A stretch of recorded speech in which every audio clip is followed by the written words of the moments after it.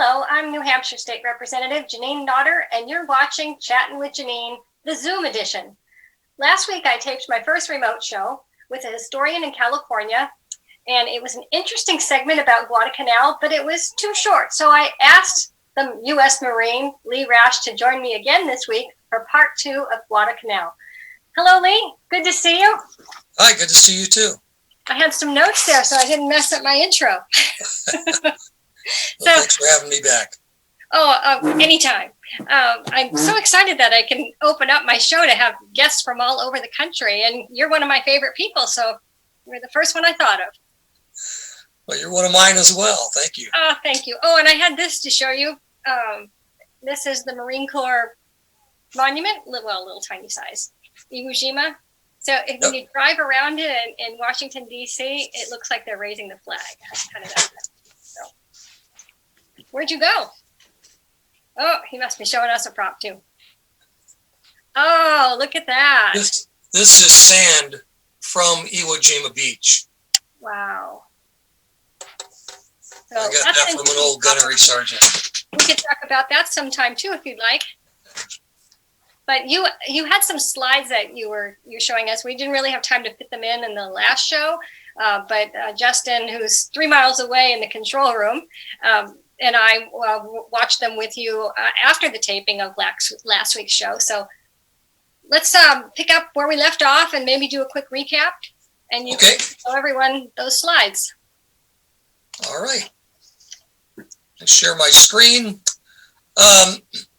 This is a map of the Pacific Ocean. And so when we're talking about World War II in the Pacific, just a few things that we need to understand is how huge this ocean actually is. It's more than 50% larger than the Atlantic Ocean, about 64 million square miles.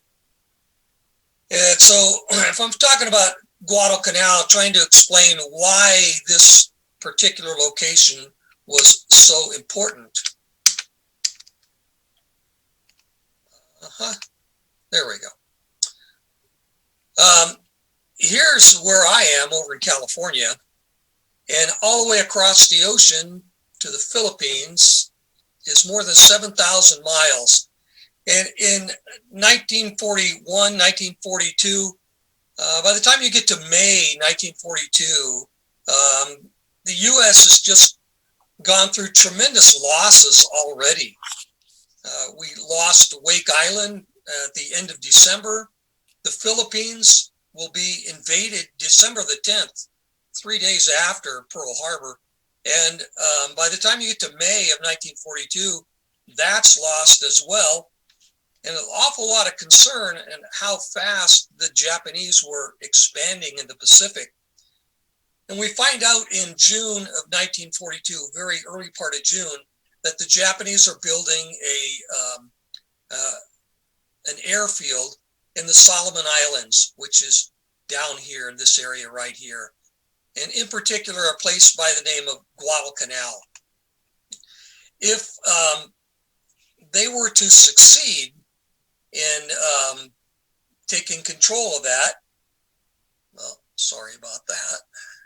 So there's over 30,000 islands in that part of the world, Oceania. Yeah, these are the Solomon Islands right here in this area right here. And you can see that fairly close to them geographically are areas of the British Commonwealth, Australia, and New Zealand over here. And then Solomon Islands, Tahiti, Fiji. There's Fiji's over here, which was, British Commonwealth as well. Tahiti, French up over here. But these vast differences. And if the Japanese were going to successfully have an airfield here, that means that they could interdict the shipping lines going from the United States to New Zealand and Australia, which threatened them. And understand too, in 1942, you still have troops from Australia and New Zealand fighting in North Africa for the British. And so they're particularly vulnerable population-wise, they don't have a lot of population to begin with, but a large portion of their military were already in another area of the world. So how are they going to protect themselves? Well, in the middle of June 1942, the U.S. sent the 1st Marine Division and elements of the 2nd Marine Division to New Zealand. So there they were. They get there June the 14th, and they're not there very long before they get the word that you guys are going to Guadalcanal.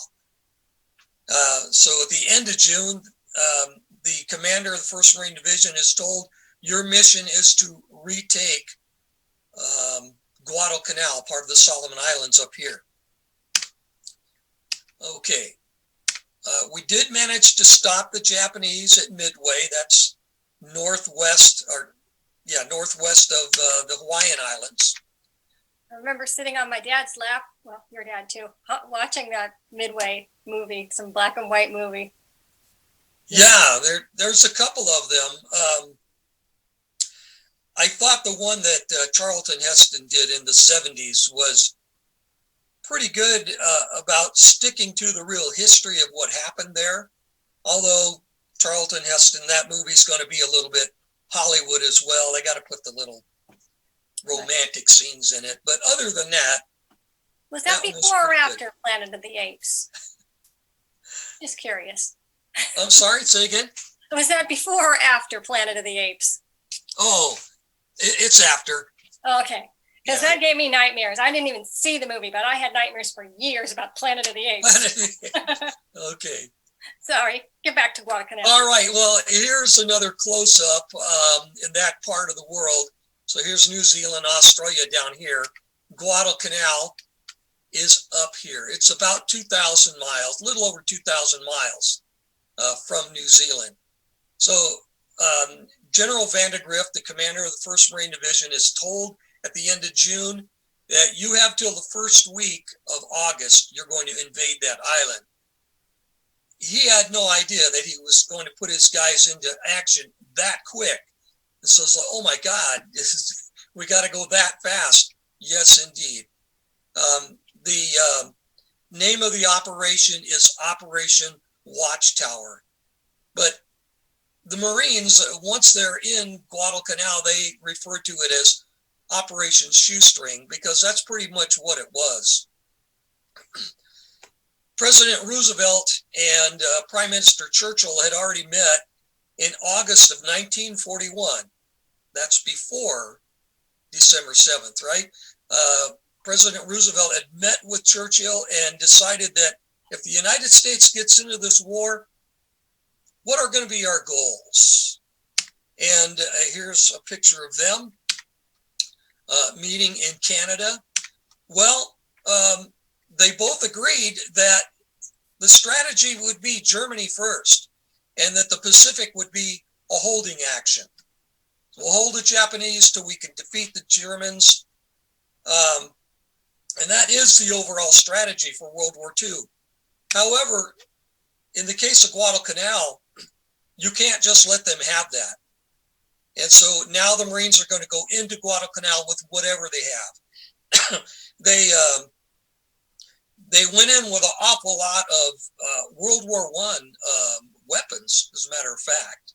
The Marines typically don't have the new M1 rifle, or they going in with the 1903 Springfield 5-shot bolt action. So that's where they are. Okay, here's another map showing you a close-up of the Solomon Islands. Look how close it is to Australia. Oh, wow. I don't think I realized that. Yeah, very close. Tuvalu, Nauru, I don't see those on the map, but those are some other islands in the Oceania. I will give you the name of a few more as we get a little bit farther into this. The Japanese arrive here on Guadalcanal in early June 1942, and they're working on that air base. So they've got like a 2-month head start. Okay, and I believe I already told you about their lack of maps. They had some they had some 19th century vintage maps that weren't very good. So General Vandegrift sends a couple of his officers in a B-17 this is a B-17 bomber, to take a fly over the area and take pictures. And they were able to construct new maps with those photographs. We got a comment about that when I posted the link for part 1, that somebody said that they didn't know, that I didn't know either, that they got their maps from photographs taken from a B-17. Right. Okay, I did tell you already about Richard Tregaskis. He is a war correspondent that actually went in with them on their landing. And so we know an awful lot about what went on in the very early days of this battle, thanks to this guy. Much of what we know about Guadalcanal also includes writing from this gentleman right here. This is Robert Leckie, who was a private in the 1st Marine Division. And after the war, he's going to go on to become a newspaper journalist. Much of what he wrote in a book called Helmet for My Pillow ended up in the HBO miniseries called The Pacific. Yeah, Band of Brothers Part 2. Yeah, I watched that. Yeah, quite a bit about Private Lackey in that particular miniseries. So Lackey writes about the day they landed. We called that D-Day. June 6th. He said, so the number one thing was the smoking lamp was out. So that is a Marine and Navy term that means you can't smoke. In the old days, they used to have a lamp on wooden ships, particular for smoking. So if the lamp was lit, you could smoke. If the lamp was out, you can't smoke. So they would just announce, smoking lamp was out. All right. They also ate a typical Navy breakfast, Navy beans, before they landed at 0900.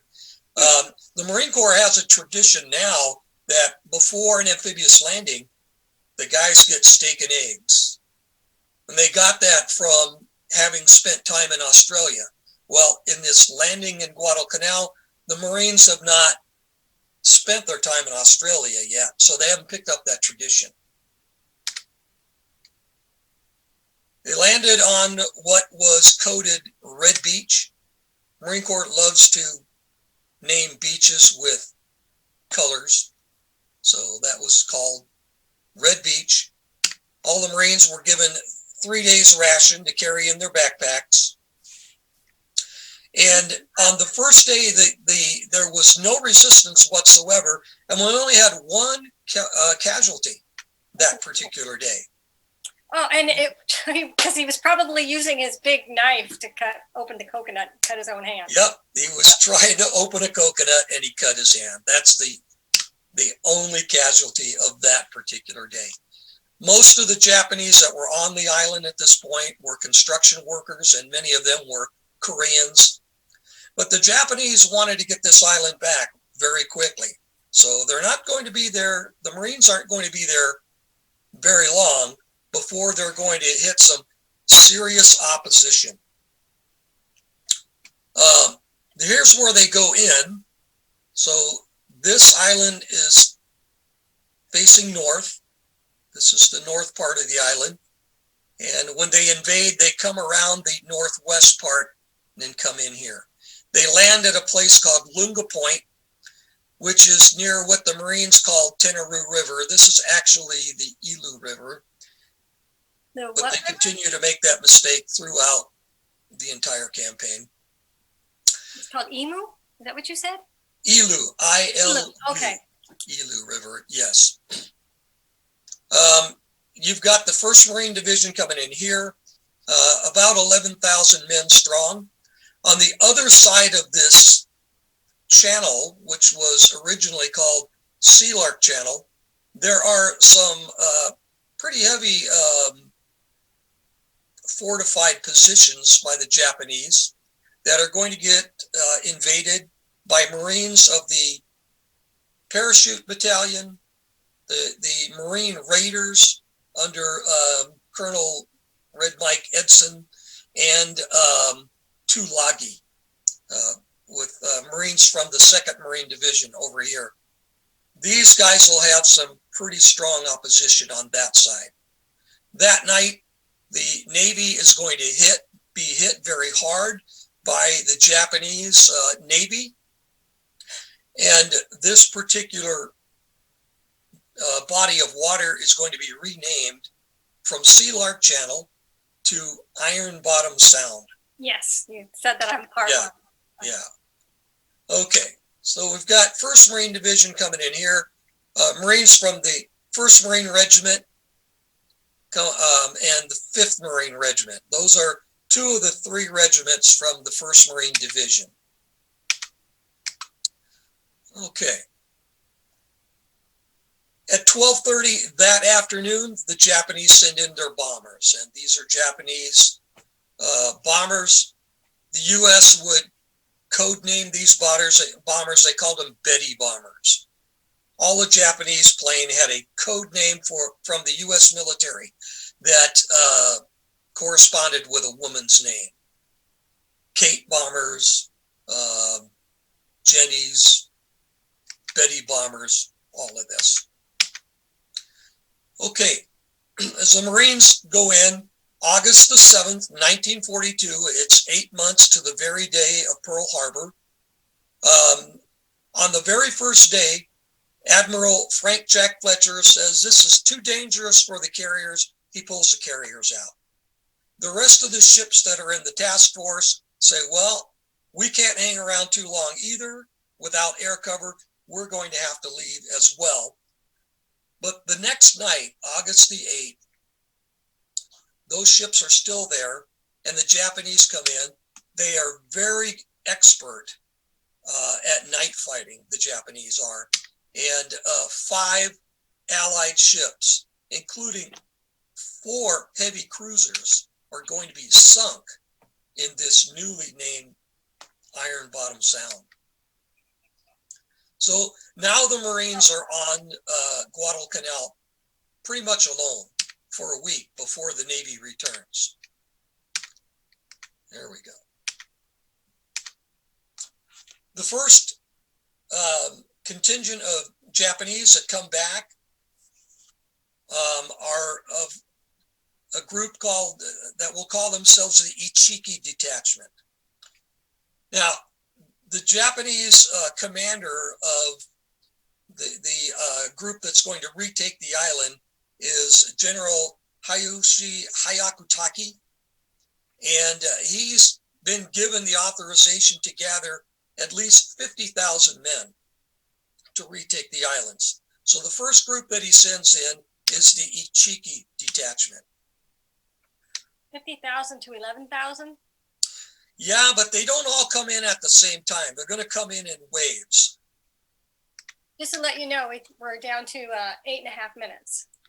Oh, my gosh. It goes by really fast. I Quicker know. than last week. Yes. Okay. And there's Ichiki, Ichini. Yeah. All right. Well,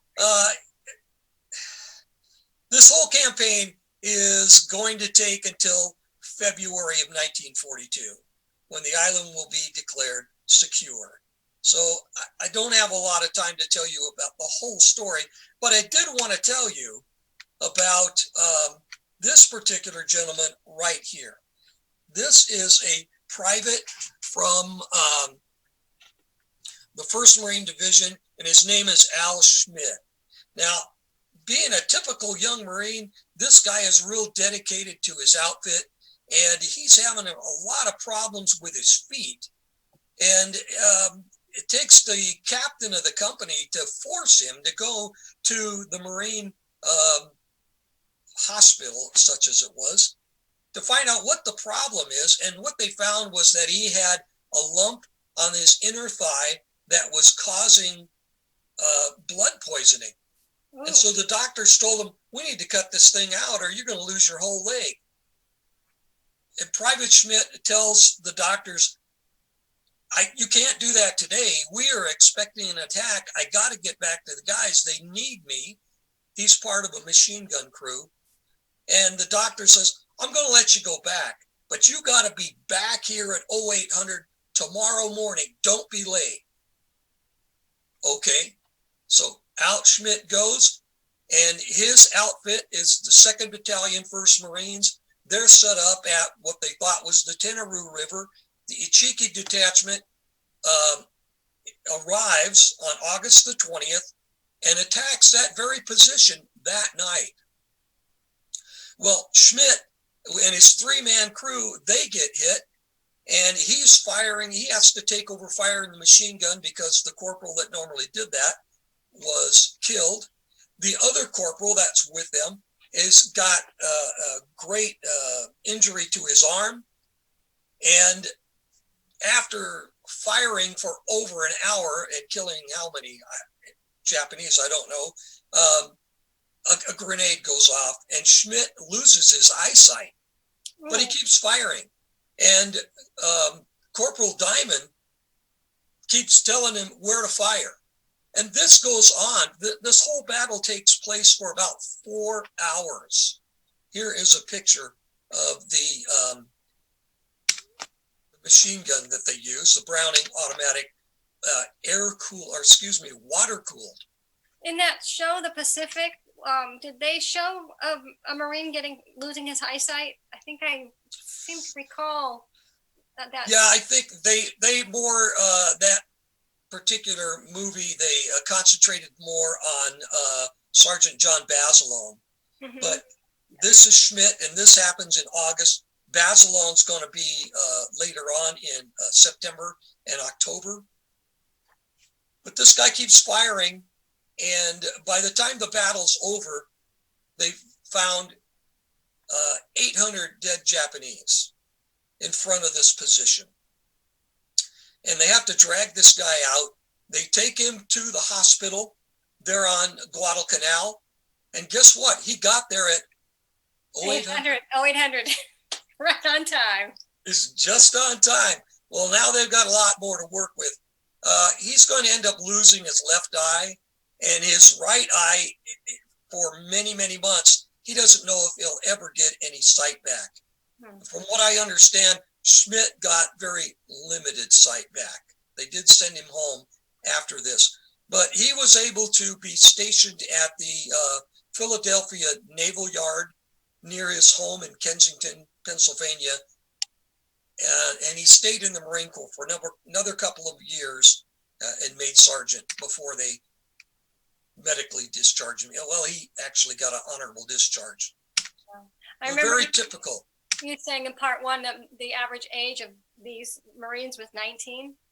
Yes. That was the average age of the combat soldier in Vietnam. So World War II. Yeah, very, very typical. Very That's kind of what piques my interest in this. You know, I've read a lot about the Marines of the Pacific, and these are all young guys, just like the guys I served with, all young guys. You know? How old were you when you went? Because I don't really remember. I remember when you came back. I was 19 years old. Okay, so. Yeah. All right, we have just a few minutes left. So, look, yes, you showed Justin and I this picture. Justin's on. Yeah, okay. But they look so skinny. Yeah, these are the Navy Seabees, and they show up in September. And so these guys have their work cut out for them. The Japanese, there's another Betty bomber over here. They're constantly bombing this airfield. And so these guys are back out there immediately and repairing this thing. What they would typically do on the Pacific Islands is they would bulldoze it out, and then they would put crushed coral around it. And to make the airfield operationally efficient, immediately they put out these metal sheets here with the holes in it. It's called Marston mat. And that would be the very first airfield. And eventually they would cover that up with concrete made with crushed coral. So that's how we would get those out. We got some very famous Marines that will be on Guadalcanal. This guy right here, Chesty Puller, probably the most famous of all Marines ever. He was one of the battalion commanders of 7th Marines. In the 1st Marine Division, you have 3 infantry regiments: 1st Marines, 5th Marines, 7th Marines. The 7th Marines are going to show up on Guadalcanal in September. And Chesty Puller comes with them. They're going to have quite a battle with General Hayokitake's Sendai Division on Guadalcanal. And Puller's regiment is going to be beaten so badly that they need to get reinforcement quick. The very first of the Army units, the 164th Army Regiment, is going to be rushed to their aid, and they're able to hold their position.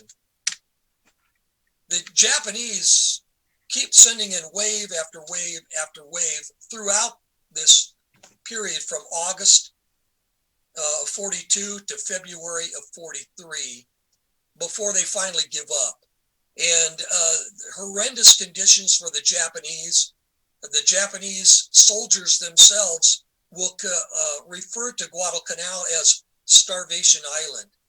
They feel that if you go to Guadalcanal, give up the ghost, you're not going to be leaving. And that turned out to be pretty true for the most part.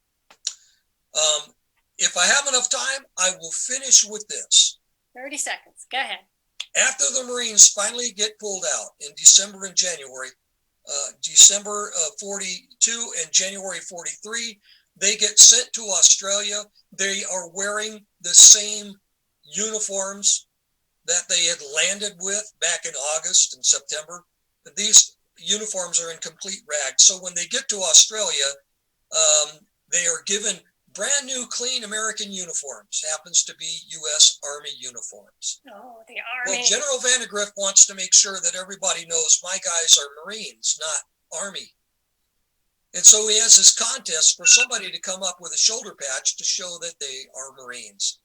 And the winner came up with this design, this blue diamond patch with the Southern Cross constellation on it. You can only see that south of the Tropic of Cancer. And the one on here for the 1st Marine Division, Guadalcanal in the number 1. That is still the official emblem of the 1st Marine Division. Although sometimes we change the wording on the one. Like that's pretty cool. My generation says Vietnam on it. Wow. Okay.